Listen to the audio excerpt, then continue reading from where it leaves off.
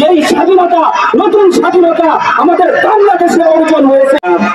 আলহামদুলিল্লাহ ওয়াহদা আসসালাতু ওয়াসসালামু আলা মান লা নাবিয়্যা বা'দা আম্মা বা'দ আউযু বিল্লাহি মিনাশ শাইতানির রাজীম বিসমিল্লাহির রহমানির রহিম لتجدن أشد الناس عداوة للذين آمنوا اليهود والذين أشركوا صدق الله العظيم। প্রিয় তাওহীদি জনতা, কথা খুবই সংক্ষেপ, অনেক উলামায়ে কেরাম আছেন আলোচনা করবেন।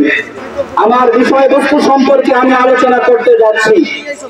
বিগত 16 বছরে আমরা হিন্দু ভাইদেরকে এরকম ইসকনদেরকে এত তৎপরতা দেখি নাই, যেই তৎপরতা আমরা 5ই আগস্ট ছাত্র ভাইদের রক্তের বিনিময় যেই স্বাধীনতা, নতুন স্বাধীনতা আমাদের বাংলাদেশে অর্জন হয়েছে, এই স্বাধীনতার পরে আবার নতুন করে ইসকন নামক সংগঠন আমাদের বাংলাদেশে নানানভাবে এরকম ষড়যন্ত্র করে যাচ্ছে মুসলমানদের উপরে। আমরা বলতে চাই তার দুইটা কারণ হতে পারে। বিগত 16 বছর এরকম তৎপরতা দেখা যায় না এই জঙ্গি সংগঠনকে। এই 5 আগস্টের পরে নতুন করে তারা আবার তাদের কার্যক্রম এরকম কঠিনভাবে বাংলাদেশের ভিতরে তারা এই সমস্যাগুলো শুরু করছে। তার দুইটা কারণ হতে পারে, আমরা খুব ভালো করে খেয়াল করবো। 1 নম্বর কারণ, স্বৈরাচার যখন 5ই আগস্টের পরে আমাদের এই দেশ থেকে বিদায় নিয়ে গেছে, তো ও বিদায় নিছে কিন্তু ওর কর্মকাণ্ড, ওর উপাকাণ্ড, ওর কিছু লালায়িত সন্ত্রাসী আমাদের বাংলাদেশে এখনো আছে। পার্শ্ববর্তী ভারত থেকে সে মাঝে মাঝে উস্কানি মারে, তাদের দিয়ে আমাদের এই দেশটাকে এই ছাত্রবাহীদের রক্তে রঞ্জিত যেই স্বাধীনতা আমরা 5ই আগস্টের পরে পেয়েছি, এই স্বাধীনতাকে মিলান করার জন্য ভারত থেকে নানানভাবে আমাদেরকে আমাদের এই বাংলাদেশের এই স্বাধীনতাকে তারা নষ্ট করতে চাচ্ছে। 2 নম্বর আরো একটা কারণ হতে পারে, এই কারণটা খুব ভালো করে খেয়াল করবেন। আজকে আমাদের বাংলাদেশের উগ্র এই ইসকন এত সক্রিয় কেন, এটা আমাদের বুঝতে হবে। হয়তো আমাদের এই সাবেক যে ফ্যাসিস্ট প্রধানমন্ত্রী তার উস্কানে এই কাজগুলো হচ্ছে। 2 নম্বর নয়তো আমাদের পার্শ্ববর্তী যেই স্বৈরাচারী মুসলমান স্বৈরাচারী, যার হাতে হাজার হাজার কসাই মোদি, হাজার হাজার মুসলমান রক্তে রঞ্জিত হয়েছে, তার উস্কানিতে আজকে আমাদের বাংলাদেশকে, বাংলাদেশের ইজ্জতকে, বাংলাদেশের সম্মানকে তারা ভারত থেকে দিল্লি বসে বসে এই নকশা আঁকতেছে যারা বাংলাদেশে তারা পায়তারা করতে পারে বলে।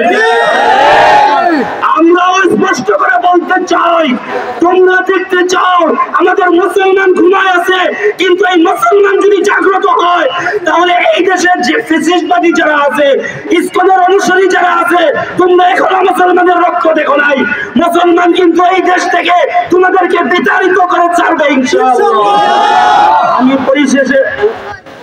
আমি পরিশেষে বলতে চাই স্পষ্ট করে, প্রিয় তাওহীদি জনতা, আমাদের এই বাংলাদেশে যারাই এরকম জঙ্গি সংগঠন, ইসকন নামক যে জঙ্গি সংগঠন, আজকে এই চিন্ময় কৃষ্ণ দাস যার এরকম উগ্র বক্তৃতার কারণে আজকে আমাদের বাংলাদেশের এই পরিস্থিতি, আমরা আমাদের বাহাদুর সরকারের কাছে আমরা আবেদন করব যেন অনতি বিলম্বে তাকে রিমান্ডে নিয়ে এটা বের করা হোক যে কে আমাদের এই বাংলাদেশকে এরকম সম্মানকে, বাংলাদেশের পরিবেশকে নষ্ট করার জন্য এর পিছনে কে কে কাজ করছে আমরা এটা দেখতে চাই ইনশাআল্লাহ।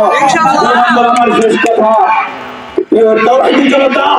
এই দেশ থেকে আমরা বলতে চাই, আমার এই দেশ স্বাধীন দেশ, এই দেশে মুসলমান বাস করবে, হিন্দু বাস করবে, খ্রিস্টান বাস করবে, আমার ভাই তারা আমরা কাঁধে কাঁধ মিলে, হিন্দু ভাই যদি আমার প্রতিবেশী হয় আমরা তার হক আমরা সমানভাবে বন্টন করব। আমরা চাই না এই দেশে বিশৃঙ্খলা সৃষ্টি করতে, কিন্তু হিন্দু নামক যে ইসকন সংগঠন, যে জঙ্গি সংগঠন, এই সংগঠন আমরা চাই না। যার হাতে আমার ভাই রক্ষিত হয়েছে, যার হাতে আমার মুসলমান ভাই শাহাদাত বরণ করেছে, এমন জঙ্গি সংগঠন আমরা এই বাংলাদেশ থেকে চাই না।